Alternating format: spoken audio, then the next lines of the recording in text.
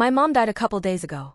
My boyfriend is refusing to go to the funeral or let my daughter go with me because it's religious. My mom died a couple days ago. My 26/F boyfriend, 31/M, is refusing to go to the funeral or let my daughter go with me because it's religious.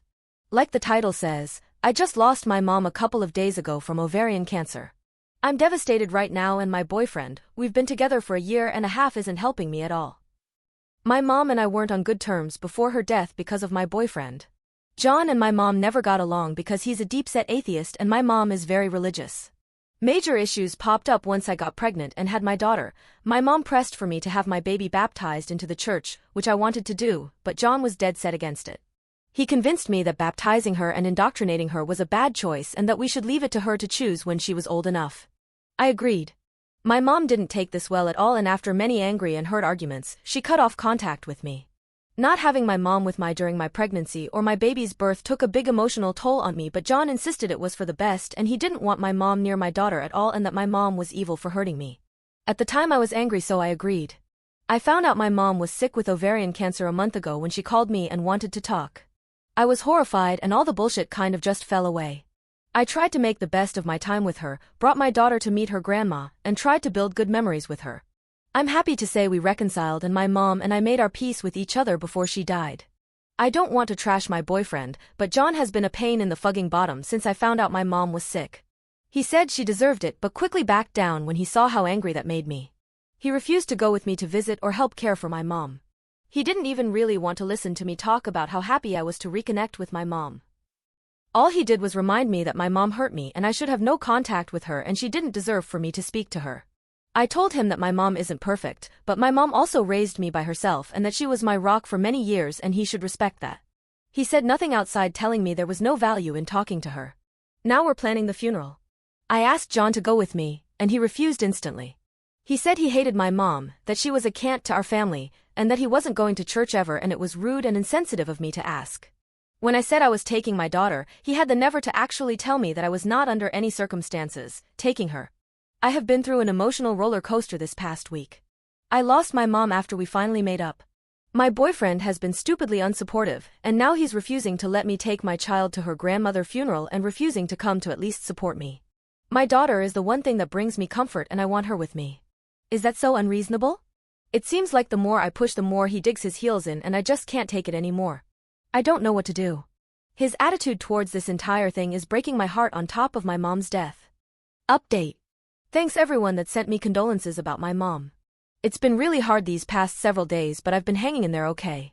I tried being reasonable to John about he wanted to handle things. I even told him, like one poster here suggested, that he didn't have to go to the service, but could wait in the lobby with my daughter while the service was ongoing, then she could spend time with my family after the service, but he again shot it down. He would be able to hear the service and that was a violation of his beliefs, and asking to compromise on those beliefs was unconscionable and unfair to our daughter. I told him I had had it. This is the icing on a very large cake. I told John that as of this week, I wanted our bank account separated. He made us join accounts to make sure we split everything equally to be fair despite me making more, and that I'd be staying with my brother after the funeral while we figured out what to do, whether that was a total breakup or counseling. It was up to him. He said counseling was for the weak-minded and that we were staying together despite my empty threats, and there was no way in fug he was letting me take his money. He became very loud and in my face during this conversation, so I just let him throw his tantrum until he took my silence as agreement. I took my daughter with me to the viewing with no problems. John and I barely spoke that day, which was fine by me. But it hit the fan the next day. When I got up in the morning to get myself ready and get my daughter ready, I discovered that he had the motherfucking gall to park his car directly behind mine, blocking me into the driveway. I had no way to get to the funeral in my own car. John always drives to work, but for reasons I can only imagine were to get back at me, decided to take the metro, and took the baby carriage and bottles, and my pump with him.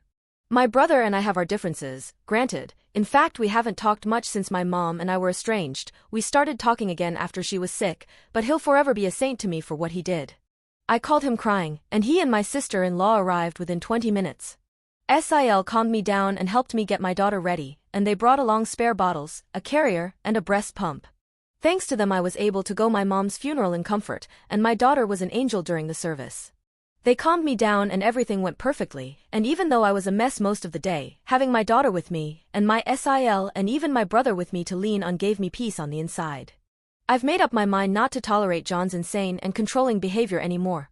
He had a litany of excuses for doing what he did. He even tried to claim his car had problems, and I don't want to hear any of them. I never wanted to be a single mom. I always wanted to raise my baby within a family. But I've decided that going alone is so much better than doing it with this man, who thought nothing of trying to kick me while I was down. My brothers arranged for me to talk to a friend of his that specializes in family law this week, and we're taking it from there. I still feel so guilty for what happened with my mom. I miss her so much. I hope from here on out I can make her proud of me, despite my mistakes.